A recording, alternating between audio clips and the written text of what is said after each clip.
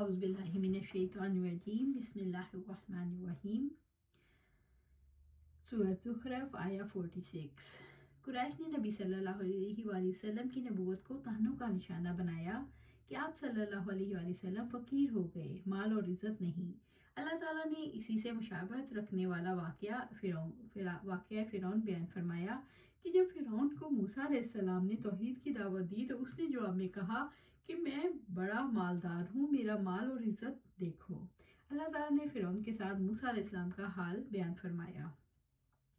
وَلَقَدْ أَرْسَلْنَا مُوسَىٰ بِآيَاتِنَا إِلَىٰ فِرْعَوْنَ وَمَلَئِهِ، اور ہم نے موسیٰ علیہ السلام کو اپنی نشانیوں کے ساتھ فرعون اور اس کے سرداروں کی طرف بھیجا، یعنی موسیٰ علیہ السلام کو فرعون اور اس کے سرداروں کی طرف اپنے معجزات دے کر بھیجا تاکہ وہ انہیں توحید کی دعوت دیں اور شرک سے بچائیں۔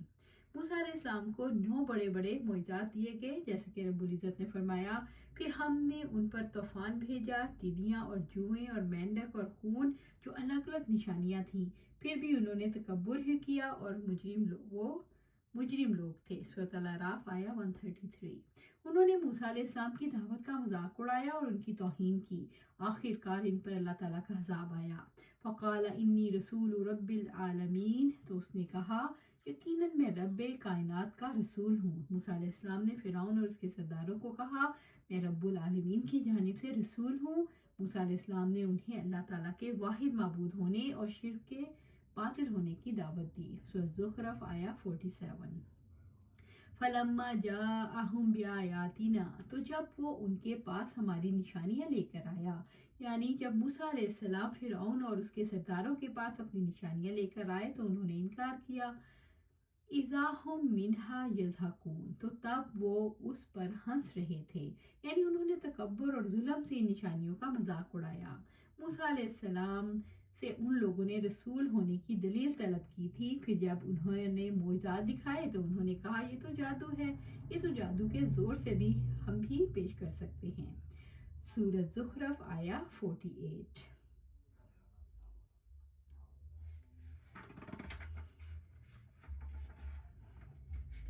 وَمَا نُرِيهِم مِّنْ آيَاتٍ إِلَّا هِيَ أَكْبَرُ مِنْ أُخْتِهَا، اور ہم انہیں کوئی نشانی نہیں دکھاتے تھے مگر وہ اپنی جیسی نشانی سے بڑی ہوتی تھی۔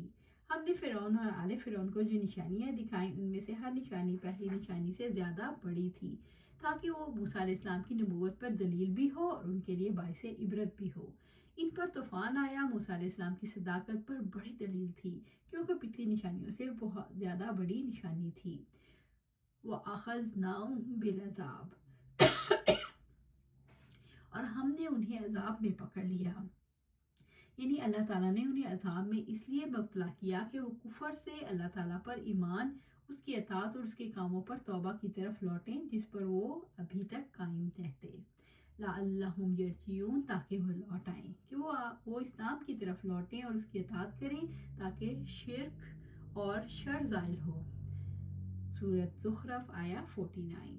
وَقَالُوا يَا أَيُّهَا السَّاحِرُ، انہوں نے کہا اے جادوگر، یعنی جب ان پر عذاب نازل ہوتا تو موسیٰ علیہ السلام کو کہتے اے جادو کا علم رکھنے والے، اے جادوگر، کیونکہ وہ معجزات کو جادو سمجھتے تھے۔ ان کی اکڑ کا یہ عالم تھا کہ التجا کے وقت بھی وہ آپ کو ساحر ہی کہتے، جیسا کہ تمام انبیاء کو اس لقب سے نوازا جاتا رہا۔ ساحر ان کے محاورات میں عالم کو کہتے تھے کیونکہ بڑا علم ان کے نزدیک یہ سحر تھا۔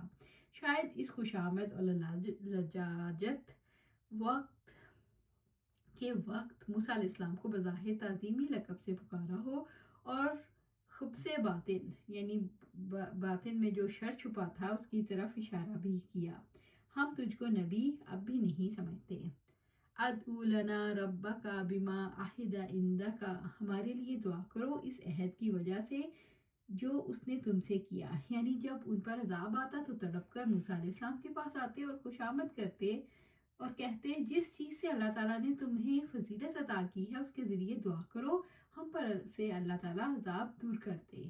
اننا لمہتدون، یقیناً ہم ضرور ہدایت پانے والے ہیں، یعنی وہ موسیٰ علیہ السلام سے عذاب ہٹانے پر ایمان لانے کا وعدہ کرتے اور اپنے اعمال پر توبہ کرتے تو موسیٰ علیہ السلام بھی ان کے لیے دعا کرتے۔ سورۃ زخرف آیا 50۔